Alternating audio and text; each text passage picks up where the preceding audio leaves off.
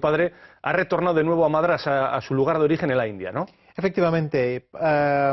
Vivía en Collado Mediano algo menos que 15 años y conocí unos amigos que vivían en este pueblo.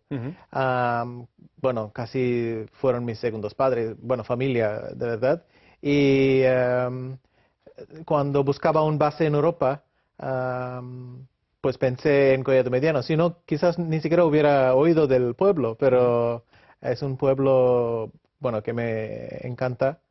Está en las montañas, así que tenía mucho paz después del torneo y es un lugar bastante idílico para vivir. Pero hace 2 años decidimos también, bueno, nos llamó la ciudad donde nacimos y pensábamos quizás tener la residencia principal ahí, pero seguimos con el vínculo con España y a menudo visitamos en Collado Mediano. Está claro, y no hay más que oír hablar, y el dominio que tiene evidentemente el castellano. Sigamos con la competición. En este torneo disputan ustedes la competición en una situación física que es realmente muy llamativa para los espectadores, ¿no? Encerrados ahí, diríamos, en una urna de cristal o acristalada, desde la que ustedes evidentemente están disputando las partidas, mientras que al otro lado los aficionados pueden bueno, pues observar todo lo que se mueve alrededor de un torneo de este estilo. ¿Qué tal es la experiencia esta de estar físicamente encerrado en una urna? ¿Es realmente algo que sea bueno para el juego? ¿Qué les produce a ustedes? Pues la idea es un poco acercar a los ajedrecistas a los aficionados. Y antes también había salas de juego y espectadores, pero sin este cristal, pues había que siempre pedirles a los espectadores silencio para no molestar a los jugadores y todos tenían que mantener un silencio. Ahora pueden estar mucho más animados, hacer preguntas, discutir, igual que seguir cualquier otro deporte, y sin molestarnos por el cristal. Entonces, es una innovación que llevan ya un par de años en Bilbao y la verdad es que ha tenido éxito. Con todas las innovaciones que han tenido en este torneo, les gustó la idea del sistema de puntuación de fútbol, 3-1-0, la urna, y todo esto lo intentan para hacer el deporte más accesible y que disfruten más los aficionados, y creo que han tenido éxito. Han traído los organizadores a Bilbao con este torneo de maestros, bueno, a los mejores ajedrecistas del mundo. No es desgraciadamente muy habitual que tengamos pues el lujo de ver aquí en Bilbao o en general en Euskadi acontecimientos deportivos de este nivel. ¿Qué tal está siendo la reacción del público en general? ¿Se dan cuenta ustedes, bueno, me imagino que ahí lógicamente con los aficionados sobre ustedes, diríamos, siguiendo las partidas es evidente, pero luego en su contacto quizás con la gente por las calles o por los hoteles, ¿se dan cuenta de que realmente tiene repercusión? Cada vez más. Hoy precisamente el taxista en que vinimos al estudio nos habló del torneo. Así que cada vez más tiene repercusión en Bilbao y yo creo que en el País Vasco. Además, fue un buen torneo para ¿cómo se dice? Presentar a las compañías vascas que querían descubrir nuevos mercados. Entonces han tenido el concepto de hace 2 años compartir el torneo con otra ciudad e intentar vender el País Vasco y los negocios en otros países, como los últimos 2 años llevamos en la primera vuelta en San Pablo, en Brasil. Así que yo creo que el torneo va muy bien. Desde luego es un lujo. Para los telespectadores que quizás no tengan un conocimiento muy exacto de de cuál es el nivel del cartel que ahora mismo tenemos en Bilbao, esto si lo trasladáramos al tenis, por ejemplo, sería como si ahora mismo en Bilbao estuvieran jugando, pues no sé, Djokovic, Nadal, Federer. ¿Es este realmente el nivel, digo, para que la gente comprenda cuál es la importancia del torneo del que estamos hablando? Efectivamente, muy bien dicho. Eso sería el nivel de los jugadores en ajedrez. Viswanathan Anand tiene 42 años, que es una edad, diríamos, para casi todas las actividades en fin, profesionales de cualquier persona, una edad magnífica. Dicen que para el ajedrez, al igual que pasa también en otros muchos deportes, es una edad ya madura, por decirlo de alguna forma, y estamos viendo jovencísimos jugadores que, bueno, el propio Viswanathan Anand fue un jugador muy joven que desde muy joven se incorporó al mundo de los grandes maestros. Son 42 años, 5 veces campeón del mundo ahora mismo, después de haberle ganado a Boris Gelfand, en mayo creo que fue, si no me equivoco. Muchos años ya en la élite. ¿Qué tiene el ajedrez para que siga alimentando la pasión de un campeón del mundo por esta disciplina? Es interesante que hace 30 años un jugador con 50 y tantos años en el élite pues no sorprendía a nadie. Y en cambio ahora la gente están asombrados que incluso los del 40 años podemos competir con los jóvenes. Entonces tanto ha cambiado el ajedrez. En aquel momento pensaban que la experiencia podía compensar la edad. Es decir, aunque siempre el cálculo y la memoria se disminuye un poco con la edad, pero se podía compensar con la experiencia. Es haber jugado muchos torneos y poder comparar distintas situaciones, podía compensar. Pero últimamente el deporte se está haciendo mucho más joven. El ordenador, el aspecto físico, todo empieza a dominar. Y por lo tanto, hoy en día es al revés. La gente están sorprendidos que uno puede jugar hasta tal edad. Y el promedio está muy joven hoy en día. Aún así, mientras que te fascina, y en ajedrez siempre hay algo nuevo que descubrir, y la verdad es que para mí es lo más natural que hay, ir a un torneo, y el ambiente de torneo es lo que más me gusta en la vida. Entonces, con eso me motivo para seguir. Lo que sucede es que una cosa es el ajedrez como juego, como disciplina, como reto personal para uno, y luego otra cosa es, entiendo, yo supongo, la vida del gran maestro de ajedrez, que tiene otras muchas obligaciones, porque es efectivamente estar sometido constantemente a los mejores torneos, estar viajando constantemente, estar preparándose constantemente, es decir, lo que es la vida en definitiva de cualquier gran deportista de élite, ¿no? Ahí es donde supongo yo que con el paso de los años las exigencias se irán acumulando y bueno, igual en algún momento alguien dice, bueno, hay que descansar un poquito también. Esa es la pregunta. Sí. Por ejemplo, en los últimos años, y además siempre teniendo el campeonato del mundo de jugar cada 2 años, que es un desgaste bastante grande, quita mucha energía, mucho esfuerzo. Por lo tanto, he tenido que planificar los torneos mejor para que siempre hay más descanso. Antes podía jugar 3 o 4 torneos enseguida, ahora tengo que pensar mucho más e intentar no quemarse. Pero si uno planifica bien y se mantiene bien físicamente, entonces no veo por qué no puedo seguir jugando hasta muy tarde.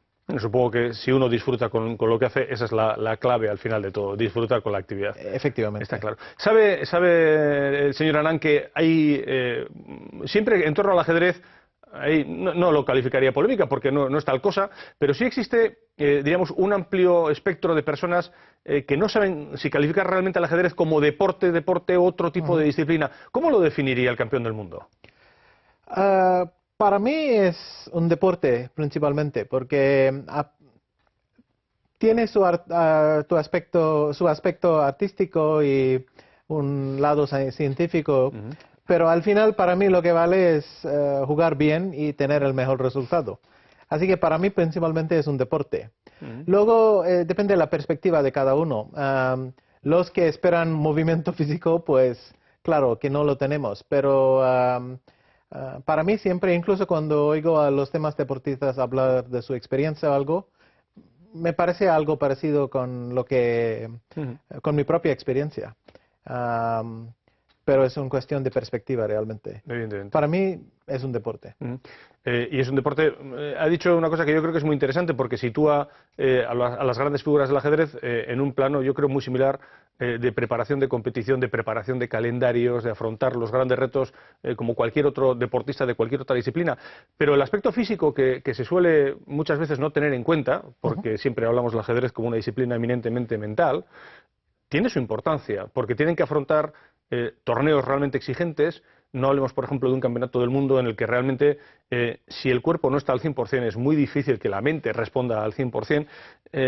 Ustedes, evidentemente, tienen que ser gente también con una debida preparación física, del tipo que sea, porque cada uno seguramente seguirá una diferente, no lo sé, pero la preparación física también cuenta y mucho en su día a día. Sí, por supuesto. Primero, como hablé antes, el poder de cálculo, el poder de aguantar, de recordar todas las cosas que hace falta recordar. Todo esto, pues si uno no está físicamente bien, empieza a salir errores. De repente olvidas lo que tiene que hacer o no puedes calcular porque te empieza a cansar. Entonces, si uno no se mantiene bien físicamente, no puede jugar al ajedrez hoy en día. Además, el ritmo en ajedrez ha crecido mucho. Entonces, el desgaste físico es muy alto hoy en día. Después de un torneo, uno se siente igual que si se hubiera metido en un maratón. El desgaste físico no es menos, a mi juicio. Así que yo suelo ir al gimnasio todos los días para mantenerme en cierta... Claro que no tengo que desarrollar algún músculo u otro, pero hace falta un nivel general de físico. Un buen tono físico, efectivamente. ¿Cuál es, por definirlo de alguna forma, el entrenamiento cotidiano de... No me refiero ya en el aspecto físico, estoy hablando como preparación del ajedrecista. El entrenamiento cotidiano de un jugador de élite, de un gran maestro, cuando no está en periodo de competición o cuando no tiene que hacer frente a una competición, en el día a día, Viswanathan Anand, ¿qué tipo de preparación o qué tipo de trabajo diario sigue? Bueno, para mí depende de la meta, qué es lo que tengo por delante. Si tengo un campeonato del mundo por delante, entonces normalmente trabajo 2 meses, 9 horas al día, 6 días, el séptimo descanso, algo así, el ritmo. Pero uno no mantiene ese ritmo para siempre, por supuesto. Para un torneo como Bilbao, no sé, 4 horas al día estudiando el ajedrez, un poco de gimnasio y buen descanso. Así que uno quiere tener energía para el torneo, pero también estar técnicamente preparado. Pero también hay muchos días donde ni siquiera miro el ajedrez. Así que días donde no hago nada más que ponerme al día con todo lo que está desarrollando en el ajedrez, pero nada más, no lo estudio profundamente. Y yo creo que todo esto es importante. Si uno no se entrena nunca muy fuerte, entonces pierde la capacidad de trabajo, pero si uno lo hace a menudo, entonces pierde o no puede disfrutar más del ajedrez. Y el equilibrio es lo más importante. El equilibrio entre trabajar mucho y descansar lo suficiente la mente. Cuando habla del estudio del ajedrez, seguramente alguno de nuestros telespectadores dirá, el campeón del mundo lo tiene que saber todo. Y seguramente el campeón del mundo, digo yo, me dirá, no, es que yo puedo saber mucho, pero hay muchísimo más que saber. Cuando me habla de estudiar el ajedrez, realmente, ¿qué es ese estudio? ¿Cómo es ese estudio? Pues estudiamos partidas. Estudiamos las partidas que jugaron, casi en toda la historia, bases de datos de millones de partidas. Y claro, nadie puede saber todo, pero cada uno busca fundamentalmente intentar adivinar lo que va a aparecer en el tablero. Es una cosa muy humana.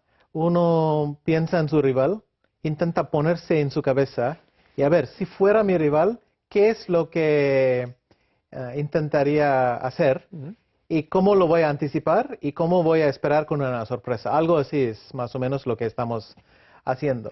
Y una vez que sabes lo que quiere hacer o lo has adivinado, puede preparar algo específico contra y solo lo importante es durante el torneo recordar lo que hace falta recordar en el momento correcto. No recordar todo lo que no va a salir, pero justo lo que es necesario. Y si uno puede adivinar, da mucha ventaja, porque como alguien está esperando todo preparado para lo que va a salir. Muchas veces no acertamos. Entonces todo el estudio es un poco pensar en qué situación va a aparecer en el torneo e intentar tener cuánta preparación que se puede. Eso varía mucho la preparación dependiendo quién sea el rival que tiene enfrente. Es decir, pues si en lugar de jugar contra Boris Gelfand en el Campeonato del Mundo juega, no sé, contra Magnus Carlsen o contra otro rival, varía mucho esa preparación. Es decir, a la hora de estudiar partidas concretas que le puedan servir de pista, no son las mismas las que estudia con un rival que con otro. Cada uno tiene de alguna forma ahí en ese sentido una pista diferente. Efectivamente, es muy importante prepararse para el rival. Igual Boris Gelfand y Magnus Carlsen también, seguro que ellos preparan distintamente para cada rival. Y uno tiene que tener en cuenta siempre. No está luchando contra el tablero, uno está luchando contra el rival. Para algunos rivales bueno, vale la pena prepararse muy a fondo. Para otros, la idea es hacer lo que más le incomoda, pero a la vez que no incomoda a ti mismo. Quiero decir que lo mejor en ajedrez es que coincide tu lado fuerte con su lado débil. Pero no siempre funciona así, eso sería de maravilla. Muchas veces uno tiene que enfrentarse o con su lado débil, con mi propio lado débil, entonces tengo que pensar a quién favorece más esto. Porque si hago algo que es incómodo para él, pero también para mí, tengo que pensar si realmente eso me conviene o no. Y así uno tiene que... Pero la idea es básicamente esto, con su mejor arma, luchar contra la peor del otro. ¿Eso hoy en día todavía es posible delante de un tablero de ajedrez? El ajedrez es uno de los deportes con una historia más larga, es una historia de muchos siglos, millones y millones de partidas documentadas, muchas de ellas estudiadas por todos ustedes, y aún y todo, ¿es todavía hoy en día posible sobre un tablero sorprender, cuando estamos hablando de este nivel, de los mejores jugadores del mundo, obviamente, ¿es posible sorprender al rival? Sí, es posible, pero hacerlo bien, pues eso es la meta, eso es el sueño, pero no siempre sale bien. Muchas veces no acertamos y aunque es una sorpresa, no es la sorpresa que queremos y quizás sorprende a nosotros más que al rival. Es muy difícil acertar. En un torneo muchas veces no acertas más que 20%. Pero eso es lo que uno tiene que seguir intentando. Porque cuando yo estoy preparando para mi rival, él también está preparando para mí. Y él va a pensar, bueno, eso es lo que él quiere hacer o va a querer hacer, ¿cómo lo evito yo? Así que es muy difícil acertar siempre, pero si juegas muchas partidas, alguna vez te acertas. Dicen de Viswanathan Anand que es uno de los jugadores más rápidos del mundo. No sé si eso con el tiempo, con los años se ha ido moderando un poco, pero en su momento decían que era por lo menos, y hoy en día también, yo lo que he tenido la oportunidad de documentarme leyendo a gente que habitualmente escribe del ajedrez, que es el hombre o uno de los hombres más rápidos en el tablero.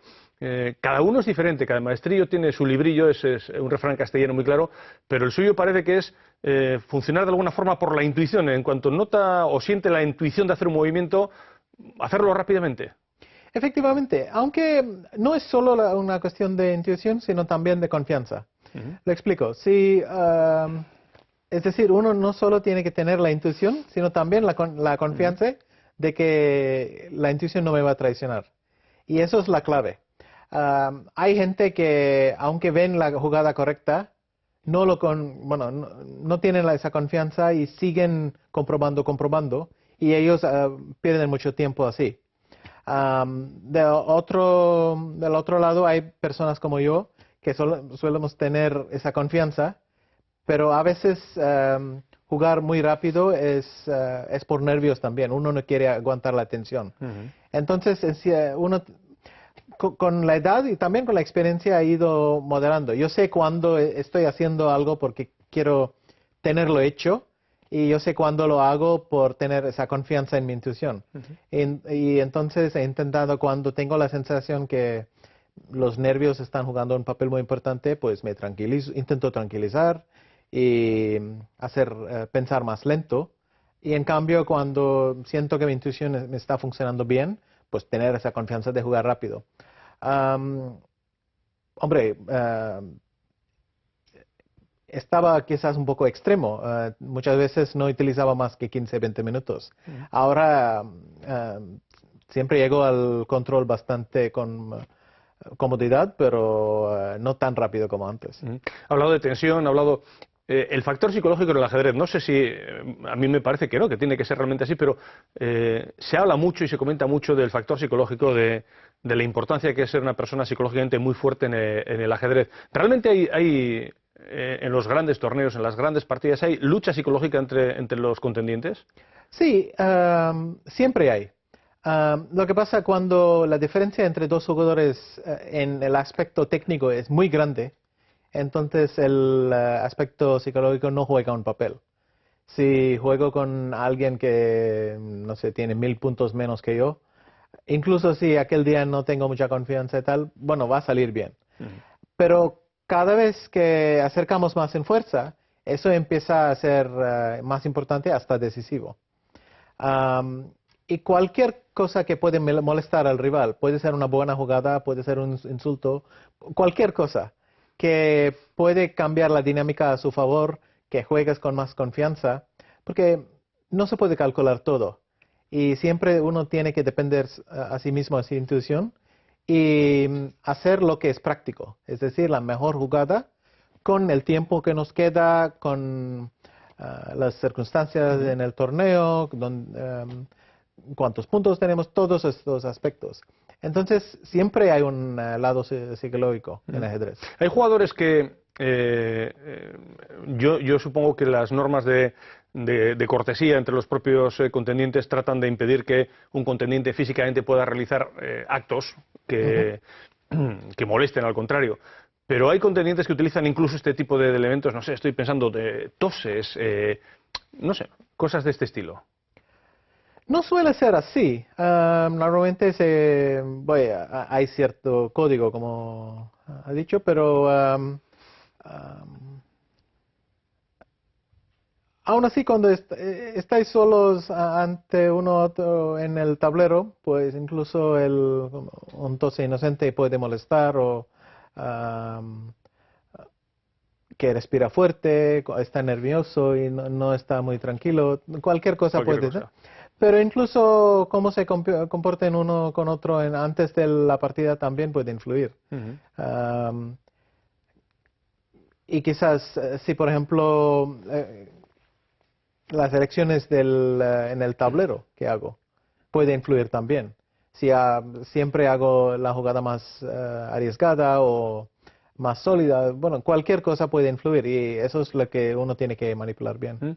Señor Anand, el uso de los ordenadores en el ajedrez es evidentemente ya algo generalizado, desde los pequeños aficionados que con su portátil juegan las partidas de cada noche, de cada día, y a su nivel, evidentemente, lógicamente, de otra manera. ¿Hasta qué punto es hoy en día imprescindible contar con un magnífico computador que le aporte todas las claves de una determinada partida, de una determinada situación? ¿Cómo se funciona hoy en día este nivel? El uso es absolutamente extendido ya, lógicamente, entre los grandes maestros. ¿Es imprescindible, es necesario contar con un buen soporte de computador, de ordenador, para preparar un gran torneo? Sí, hoy en día es totalmente imprescindible. Yo diría sí. Antes, por ejemplo, si yo tenía una duda, o preguntaba a mi padre, o a mi profesor, o a algún amigo, o busqué en un diccionario, o lo que sea. Pero ahora todo se hace en Google, ¿no? Uno hace una búsqueda y quiere la respuesta cuanto antes. Algo así para empezar a suceder en ajedrez, que el ordenador es tan potente que muchas veces uno puede confiar y cualquier persona que tenga una duda puede consultar la máquina y tener la respuesta mucho antes. Y eso hace que, igual que en otro aspecto, la respuesta que da el ordenador es adecuado, pero no siempre la correcta o la mejor respuesta. Entonces, cuando todavía es importante trabajar con otras personas, con entrenadores y todo esto, pero cada vez más es más fácil tener las preguntas contestadas y por lo tanto el papel de la experiencia está disminuyendo. Si yo antes necesitaba 3, 4 años para sacar cierta experiencia, ahora puedo tenerlo en semanas. Y por lo tanto, todo el mundo está pasando este camino y el papel del ordenador pues, sigue creciendo y creciendo. Pero que nadie piense que luego el ordenador es el que juega, porque al final usted lo que tiene que hacer es absorber la información que le da el ordenador, pero luego siempre es al final un ser humano el que en el tablero, frente a otro ser humano, disputa la partida. Exactamente. Al final, tú tienes que ganar al rival, no a un ordenador y no al tablero. Entonces, cualquier información que uno absorbe, pues tiene que estar orientado a cómo voy a ganar a mi rival. ¿Cuál ha sido el rival más incómodo que ha tenido a lo largo de su carrera? No sé si el más incómodo, el más difícil, ese rival al que siempre que se ha enfrentado a él le producía cierto desasosiego. Muchos. Incluso yo no diría que siempre es una persona. Algunos años alguien te moleste más, otros años otros. Es que incluso un rival puede molestarte un par de años y después solucionas el problema y pasas al siguiente problema, algo así. Pero por ejemplo en este torneo ayer jugué con un rival bastante incómodo, el Aronian, que muchos años tiene un resultado bastante favorable conmigo, aunque últimamente se ha estabilizado un poco. También algunos ordenadores están muy complicados, incluso jugar un par de, ni siquiera una partida entera, porque la presión táctica es muy fuerte. Pero en general los buenos jugadores te molestan de alguna manera.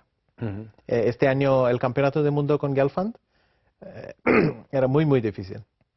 Sufrí mucho.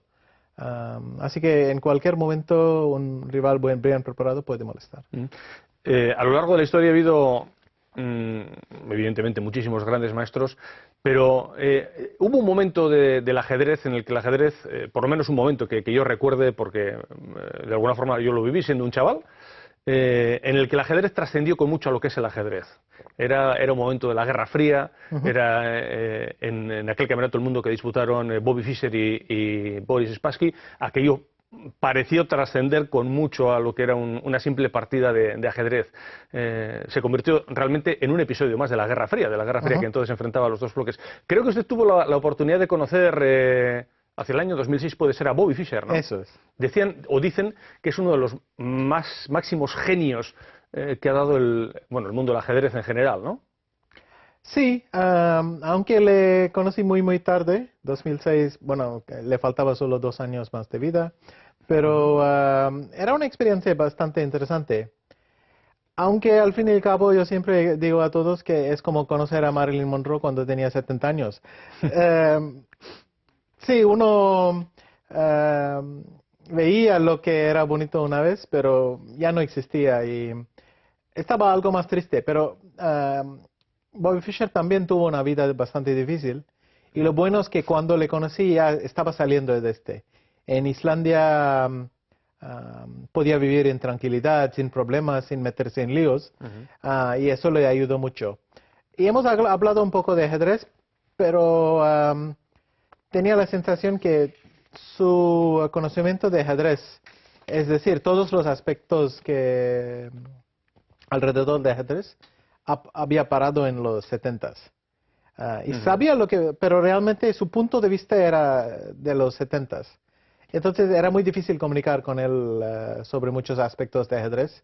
Pero aún así, pues encontrar leyendas y tener la posibilidad de encontrar una leyenda, estuve muy contento de haberlo hecho, pero era una experiencia bastante curiosa. Hablamos al principio de la entrevista de la repercusión que está teniendo el torneo de maestros en Bilbao. En general, en nuestro entorno, yo creo que la gente reconoce a los principales ajedrecistas del mundo, pero creo que en su país, en la India, supongo que en su localidad en Madrás, tengo entendido que es una auténtica figura. De hecho, en algún momento en Madrás le han hecho recibimientos parando realmente el tráfico en toda la ciudad. ¿Es usted una auténtica figura del deporte nacional en su país? Sí, la verdad es que el recibimiento que me dieron después de cada campeonato, pues todavía tengo en el corazón. Era muy, muy bonito, una experiencia que, uno tiene que vivir alguna vez para apreciarlo. Sí, estaba muy bonito, la recuerdo con mucho cariño. Una figura en su país, en la India, y un hombre que evidentemente viaja constantemente por todo el mundo, por los torneos, que ha vivido en España durante muchos años, ha vivido también en Alemania, en fin, que conoce lógicamente todo el mundo. Mi última pregunta para el campeón del mundo de ajedrez va a salir del ajedrez, si usted me lo permite, y es, en fin, relacionada con lo que ahora mismo está pasando aquí en Euskadi, está pasando en España, está pasando en Europa, está pasando en todo el mundo. Estamos en una crisis galopante en la que parece que la gente pierde la esperanza, pierde, en fin, muchas cosas hoy en día, ¿no? ¿Cómo ve el campeón del mundo del ajedrez lo que está pasando en el mundo ahora mismo?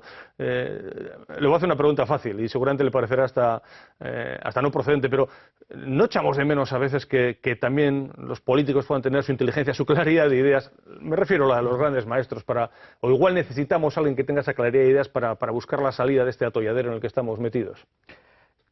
Yo creo que el problema principal es que incluso si hay un político con un buen concepto, si no sabe explicarlo al público y demostrar su visión, pero bien, de una manera que incluso el público puede aceptar medidas bastante duras, pero siempre explicando por qué esas medidas duras son necesarias y tal. La verdad es que esta crisis temo que incluso no va a ser el último, que vamos a atravesar mucho más crisis en el futuro también. Y tiene algo que ver con el codicio que tenemos. Es que cuando las cosas van bien, nadie quiere pensar de que no todo va perfecto. Como en el burbuja que tuvimos, pues nadie quería parar. Y si alguien en este momento diría lo que hubiera sido correcto, mira, estamos especulando demasiado, vamos a intentar aterrizar cuando podemos, pues nadie lo hubiera escuchado. Todo el mundo decía, pero yo tengo dinero invertido porque ahora me está intentando quitarme los beneficios y algo así. Hasta que el problema es que seguimos en cada vez y otra vez hasta que hundemos no aceptamos ningún consejo y cuando hundemos pues ya es tarde. Entonces, el problema siempre es que alguien tiene la visión y el liderazgo de poder explicar bien lo que quiere hacer y que la gente le confían. Y es una cosa bastante rara. Tampoco quiero quitar los políticos de todo su culpa. Por supuesto, han gestionado bastante mal. Y lo peor es en todos los países, el mío, en Europa, en todos los países parece que están compitiendo para ser el peor. No, el mejor. Pero aún así temo que son aspectos humanos muy profundos. Cuando las cosas van bien no queremos oír nada y cuando van mal necesitamos una solución cuanto antes. No funciona así.